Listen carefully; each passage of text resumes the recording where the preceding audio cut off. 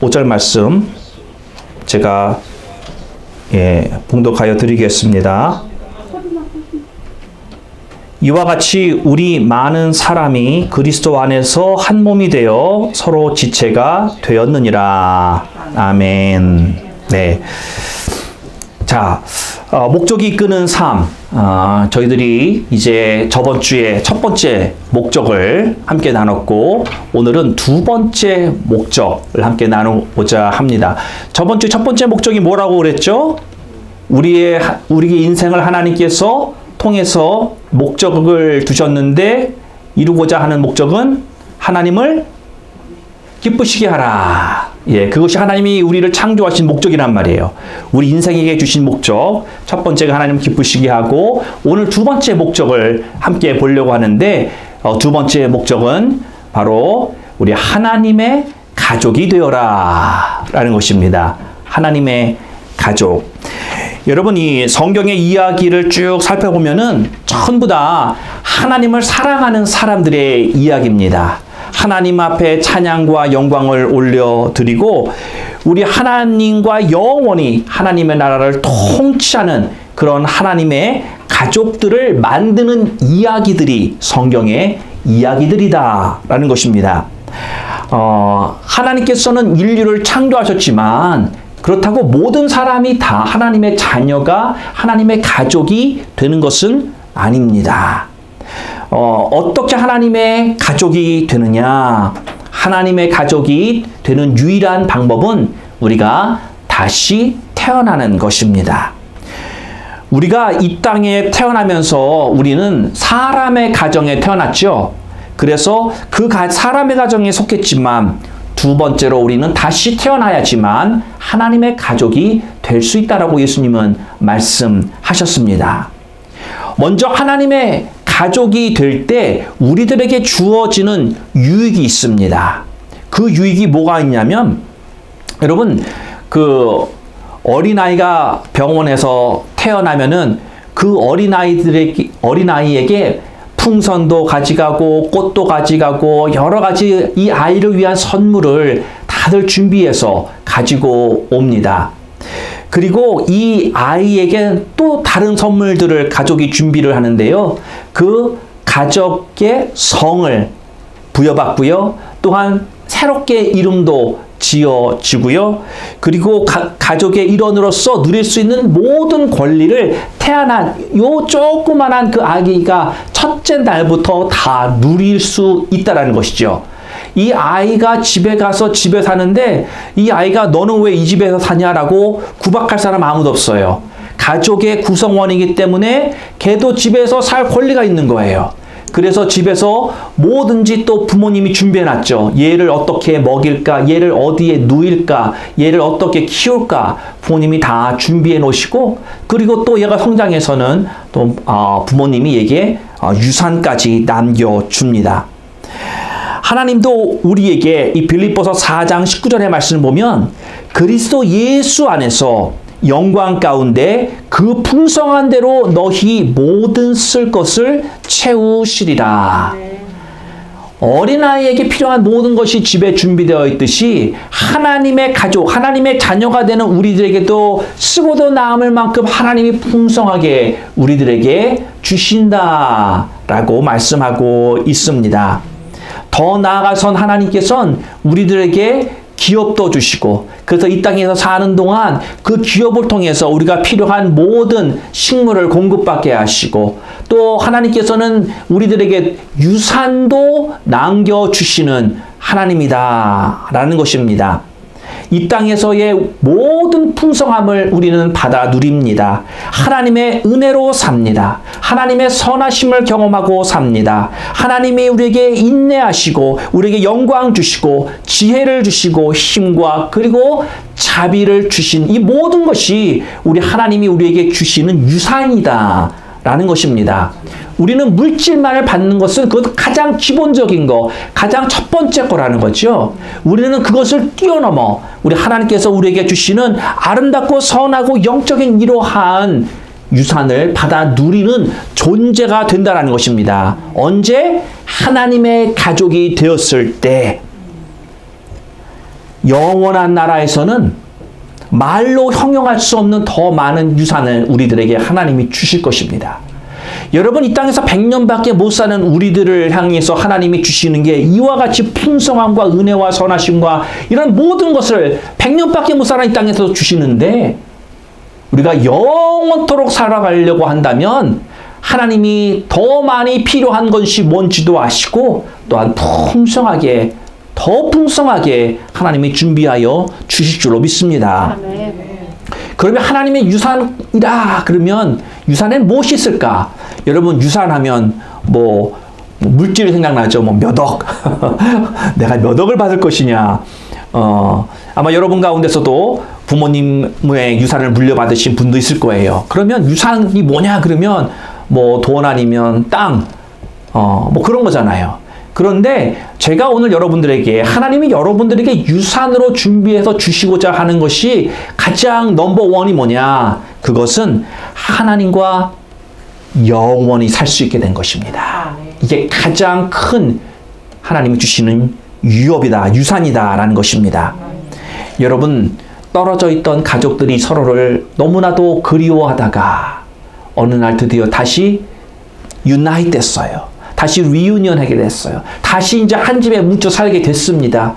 그 기쁨이 얼마나 큰 감동인지 떨어지셨던 분들은 아마 알 거예요. 저도 우리 부모님과 3년 동안 떨어져 살았었습니다. 먼저 미국에 오셔서 우리들 또 초청하는데 준비한다고 하신다고 떨어졌었는데, 그 3년 만에 만나는데 그 얼마나 큰 기쁨이 있던지요. 잊혀지지 않습니다. 우리가 하나님과 이 땅에서도 비록 동행하지만, 그러나 아직까지 베일에 가려진 것 같고 제대로 깨끗하게 보지 못하는 그러한 관계가 우리가 하늘나라에 갈 때 그것이 내가 하나님과 이제 영원토록, 그때는 베일에 가려진 것이 아니라 아주 클리어하게 보여지고 그렇게 사는 삶을 살 수 있게 됐다. 이것이 유업이다라는 것입니다. 또한 두 번째로 하나님께서 우리에게 주시는 유업은 우리가 완전히 변화하여 예수 그리스도처럼 된다라는 것입니다. 예수님께서 부활하시고 나서 그 입으셨었던 그러한 몸, 그러한 것으로 우리도 똑같이 영광스러운 몸으로 변화할 것이다 라는 것입니다. 이것이 우리에게 주는 두 번째 유산이다라는 것이죠. 예수 그리스도처럼 된다는 거예요. 여러분, 우리는 이 다음에 살 때에 우리의 영으로 사는 것이 아닙니다. 하나님께서는 우리에게 준비하여 주시는 또한 이런 예수 그리스도와 같은 그런 변화되어진 몸을 우리에게 주셔서 살게 하신다라고 하셨어요. 하나님께서 그렇게 유산으로 주신다. 또한 세 번째 유산은 우리가 아픔, 고통, 슬픔, 죽음 이런 것들로부터 벗어나는 것입니다. 이 땅에서는 우리는 아파하고 고통했었고 슬퍼했었지만, 그리고 죽었지만, 그러나 그것이 이제는 더 이상 우리들에게 해당 사항이 없다라는 것입니다. 또 다른 유산은 우리의 헌신에 상응하는 상급을 받을 것이다 라는 것입니다. 사랑하는 성도 여러분, 저번 주에도 제가 말씀 나눴지만 이 땅에서의 삶이 저 하늘에서의 삶을 결정합니다. 여러분들이 100년 동안의 짧은 삶 속에서 얼마나 하나님께 헌신하고 살았느냐, 그걸 보시고 그 헌신에 따라 여러분들에게 상급을 주신다라는 것입니다.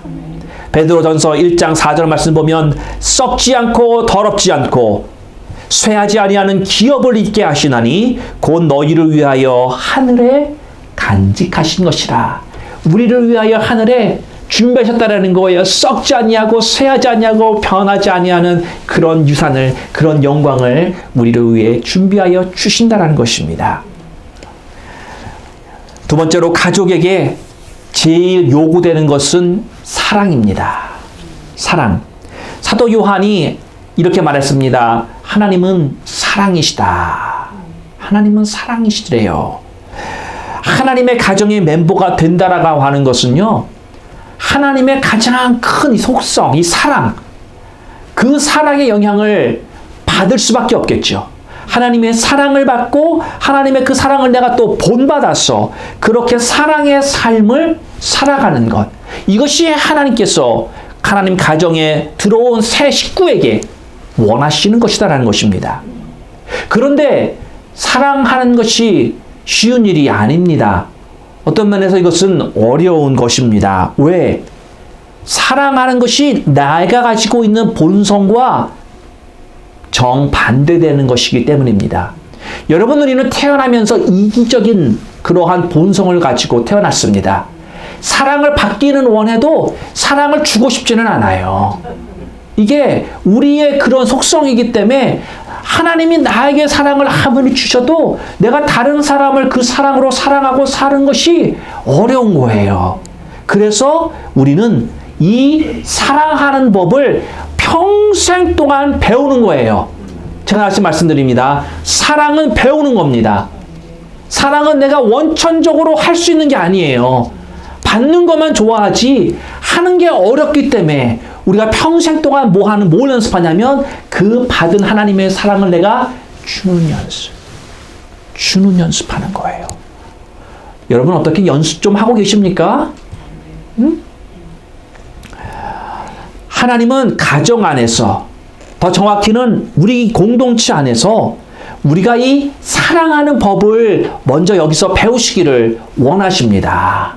그래서 그 배운 사랑을 가지고요, 궁극적으로는 바깥으로까지 그 사랑이 흘러 우리가 해야 되는데, 그거는 궁극적인 것이고, 일단은 하나님의 가정 안에서 우리가 그 배운 사랑으로 서로를 사랑할 수 있어야 된다는 것입니다. 그래서 이 베드로전서 2장 17절의 말씀 보면은 모든 사람을 존중하되 하나님의 사람들에게 특별한 사랑을 주라. 먼저 하나님의 공동체, 하나님의 가족 안에서 그 하나님의 사랑으로 먼저 사랑하라는 거예요. 그러니까 사실 그렇죠. 깨진 바가지는 밖에 나가서도 깨진 거예요. 줄줄 흐른단 말이죠. 이 공동체 안에서 못하면은 바깥에 가서도 할 수 있어요, 없어요? 없어요. 못하는 거예요. 그러니까 어떤 거예요? 우리 공동체 안에서 사랑하지 않고 있다고 한다면 그건 뭐 두말할 나위 없죠. 바깥에 가서 세상에 빛이 될 수 없는 거예요.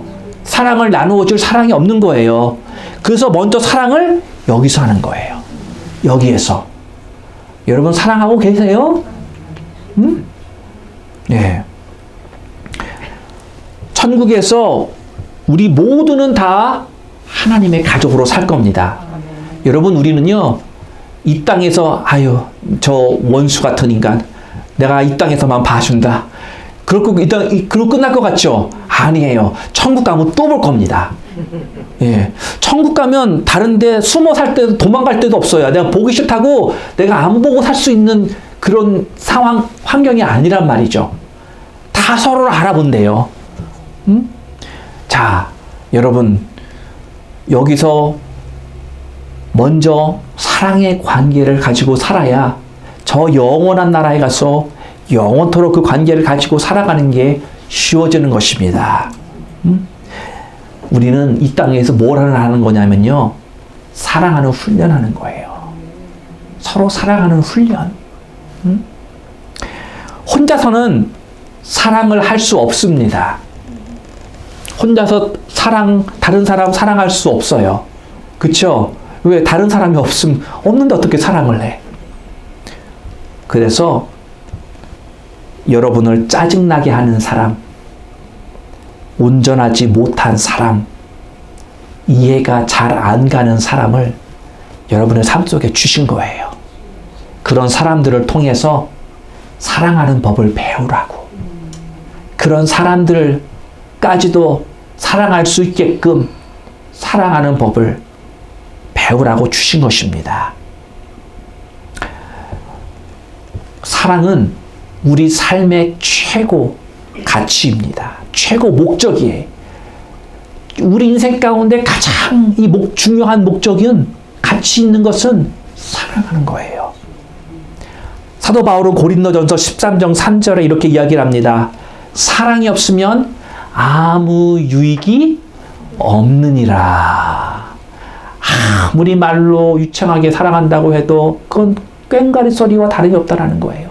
다른 사람에게 불사르게 내 몸을 내어줄지라도요, 사랑이 없으면 아무 유익이 없대요.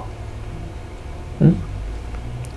우리가 뭘 해도, 우리가 뭘 봉사를 해도, 우리가 뭘 섬겨도 거기에 내 사랑의 마음이 담겨 있지 않으면 아무 소용이 없대요. 사랑은 관계 속에서 이루어집니다. 관계 속에서. 사랑을 잘해야 되겠죠. 사랑을 잘해야 되는데 이 사랑은 관계 속에서 이루어지니까 사람과의 관계가 너무나도 중요한 것입니다. 제가 말씀드렸죠. 사랑은 나 혼자서는 도저히 할 수 없는 거라고. 근데 하나님은 우리 인생 가운데 원하시는 게 사랑하기를 원하신다고. 먼저는 하나님을 사랑하고 다른 사람들을 사랑하기를 하시기를 원하는데, 그러면 관계예요, 관계. 다른 거 없어요. 관계예요. 십계명을 보세요. 첫 번째 4계명은 뭐에 관한 거예요? 하나님과의 관계를 얘기하고 있어요. 나머지 6개는 십계명에서 뭘 얘기를 해요? 다른 사람들과의 관계를 얘기하고 있는 거예요. 십계명이 전부 다 관계에 관계예요, 관계. 관계. 하나님이 가장 중요하게 여기시는 것을 예수님이 신약에서 딱 2마디로 요약해서 우리에게 주셨어요. 마태복음 22장 37절 말씀 보면 예수께서 가라사대 내 마음을 다하고 목숨을 다하고 뜻을 다하여 주 너의 하나님을 사랑하라. 이것이 크고 첫째 되는 계명이요. 둘째는 그와 같으니 내 이웃을 내 몸과 같이 사랑하라 하셨으니 이 2계명이 온 율법과 선지자의 강령이니라.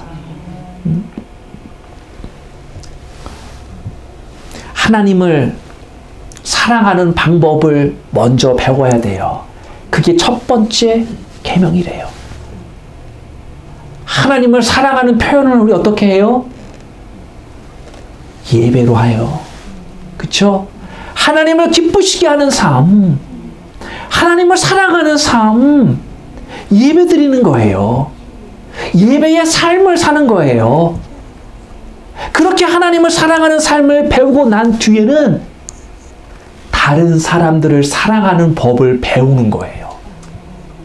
다른 사람들. 이게 우리 삶의 2번째 목표라는 것입니다. 사랑하는 성도 여러분, 인생 가운데 가장 중요한 것은 성공이 아닙니다. 성취도 아닙니다. 인생 가운데 가장 중요한 것은 바로 관계입니다. 관계. 우리 안에서의 관계. 하나님과의 관계. 그런데 우리는요, 왜 이 관계를 중요하게 생각하지 않을까요? 목사님 무슨 말씀이세요? 관계를 중요하게 생각하지 않는다니요. 자, 여러분 한번 생각해 보세요. 여러분들이 일이 갑자기 막 많아지고 바빠졌어요. 그러면 바쁘니까, 시간이 없으니까 제일 먼저 여러분이 잘라내고 컷하는 게 뭐예요? 다른 사람들에게 쓰던 신경, 에너지, 시간, 이것이 먼저 잘려요. 그래요, 안 그래요? 여러분이 바빠지면 여러분이 해야 되는 가장 필요한 것들을 하잖아요. 그럼 어쩔 수 없이 해야 되잖아요.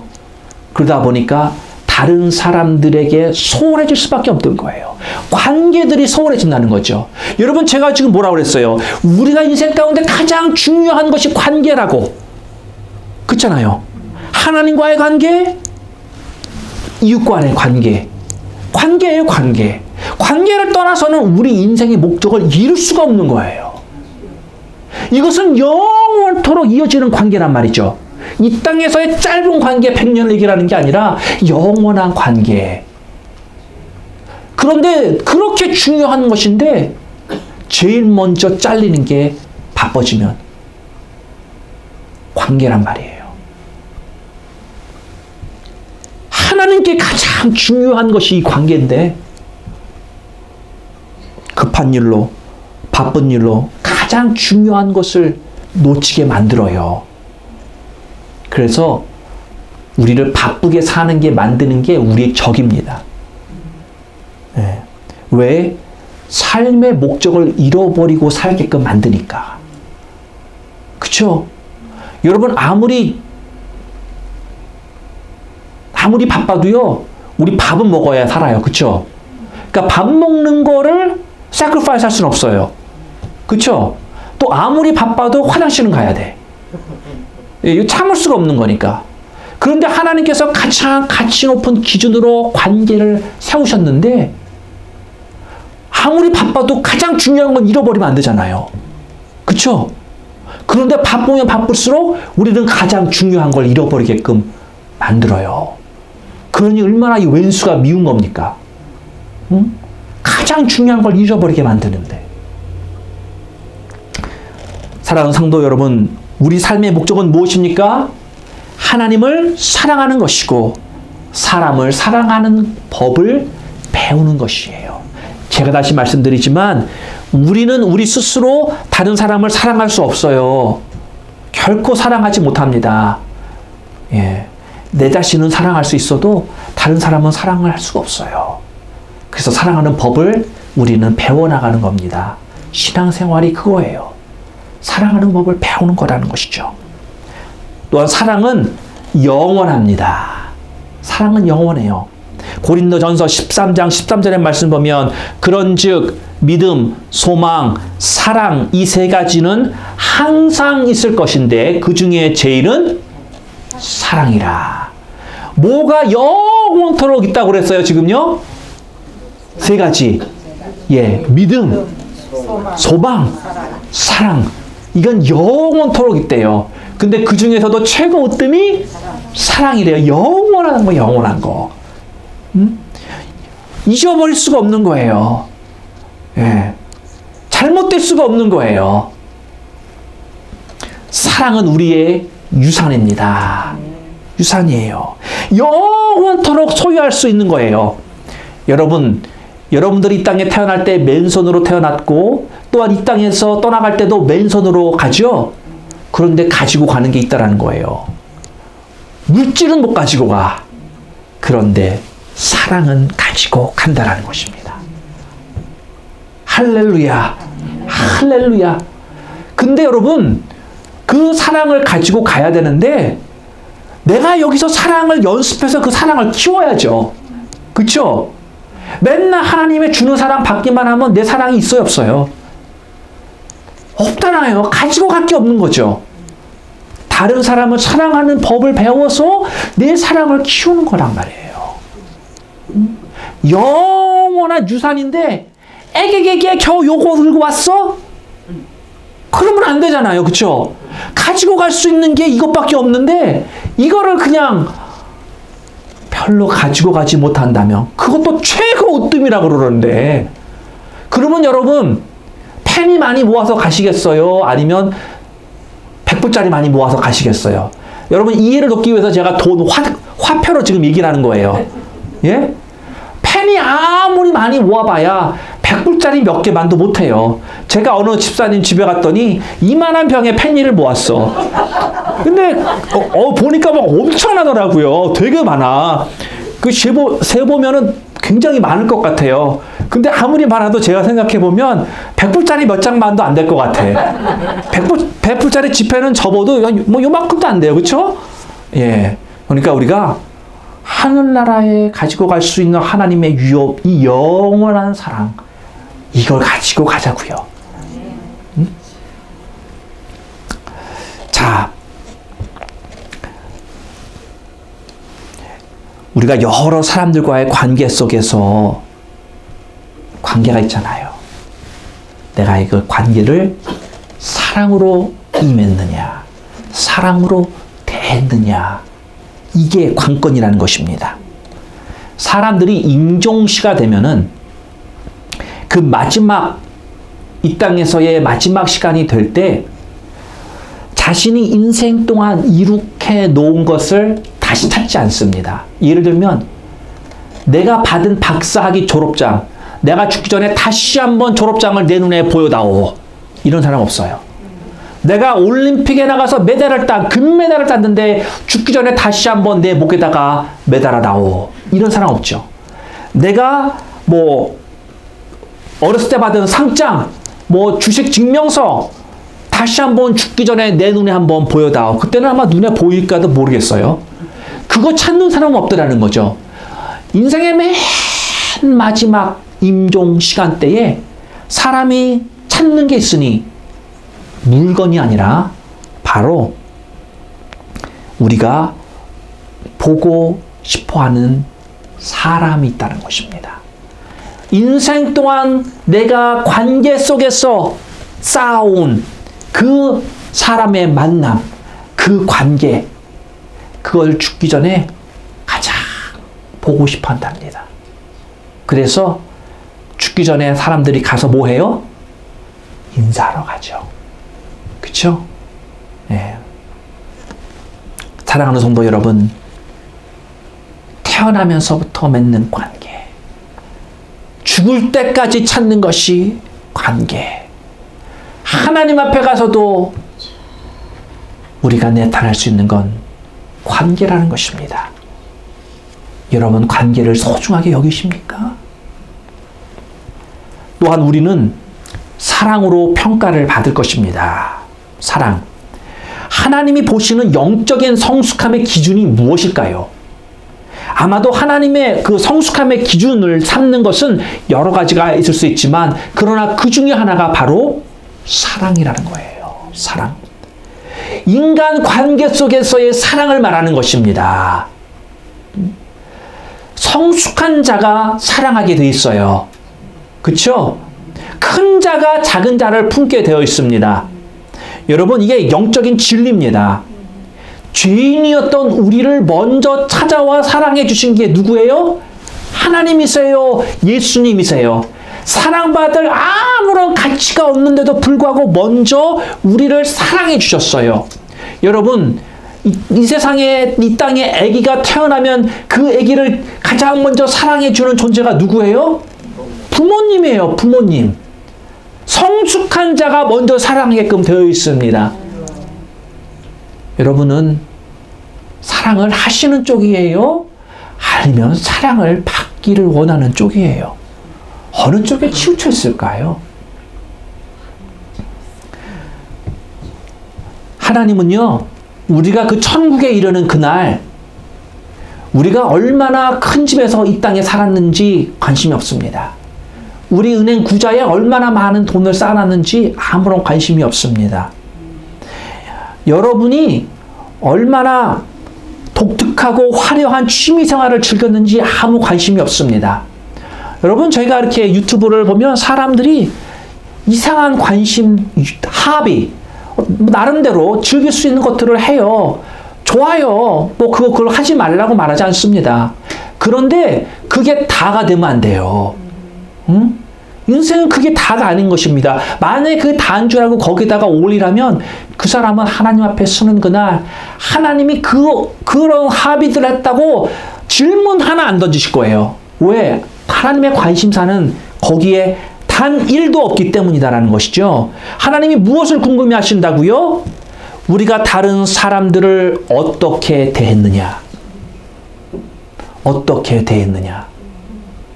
혼자 밥 먹는 거 좋은 거 아닙니다. 혼자 인생 사는 거 좋은 거 아니에요. 하나님은 우리를 홀로 인생 살라고 창조하지 않으셨습니다. 여러분, 우리는 특히 도움이 필요한 자들을 어떻게 대했느냐, 하나님은 이거에 관심이 있으세요. 내가 그때에 내가 이런 사람을 너한테 보냈는데 너 어떻게 대했니? 그때 그럴 거예요. 누구요? 전 전혀 몰랐어요. 여러분, 몰랐다는 것도요, 한두 번이지. 예? 계속 평생 동안 몰랐다고 말하면요, 하나님이 뭐라고 그러실 것 같으세요?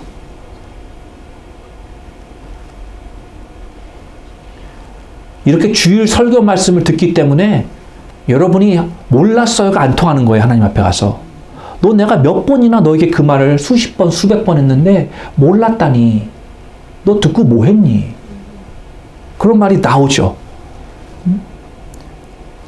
또 우리의 손길이 필요한 자들이 있습니다. 그렇지 않아요?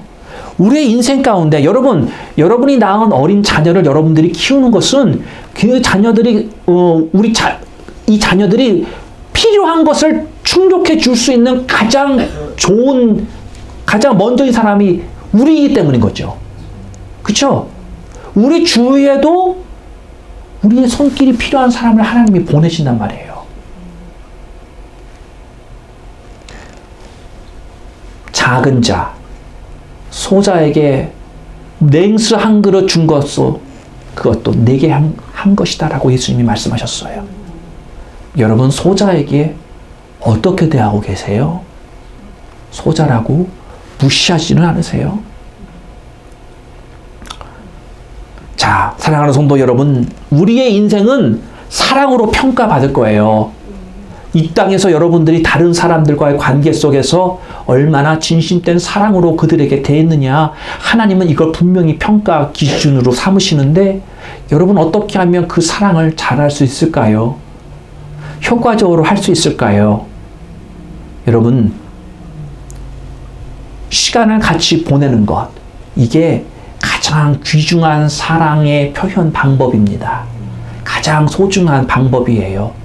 여러분, 돈은 더 많이 벌 수 있지만요, 시간은 내가 더 만들어낼 수가 없습니다. 가장 귀중한 거예요. 사랑을 베풀기를 원하세요? 시간을 함께 보내주세요. 그게 여러분들이 가장 잘 사랑할 수 있는 것입니다. 발렌타인데이가 얼마 안 남았어요. 사랑의 표현으로 다이아몬드, 초콜릿, 꽃보다도 시간을 함께 사랑하는 사람과, 사랑을 표현하고 싶은 사람과 보내시기를 바랍니다. 제가 이렇게 말하면 마음속으로 그러시는 분은 있어요. 그것도 주고요, 시간도 같이 보내주면 금상첨화예요.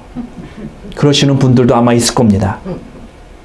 자, 이 땅에서 우리 눈에 보이는 하나님의 가족은 누구일까요? 교회의 가족이에요. 이 공동체의 가족입니다. 예수 그리스도를 믿으면 주님의 몸된 교회에 속하는 게 당연한 것입니다. 교회의 가족이 되는 거예요. 교회의 가족이 되면 장점들이 있습니다. 여러 가지 장점들이 있는데, 제일 첫 번째, 교회 가족이 되면 주어지는 장점이 뭐냐면요, 우리를 고립에서 건져줍니다. 여러분, 사람은 태어날 때부터 이기적이다, 자기 중심적이다 라고 그랬죠. 그러면 혼자 살려고 한다고 하면 고립돼요. 거기서부터 교회 공동체는 건져준다는 것입니다.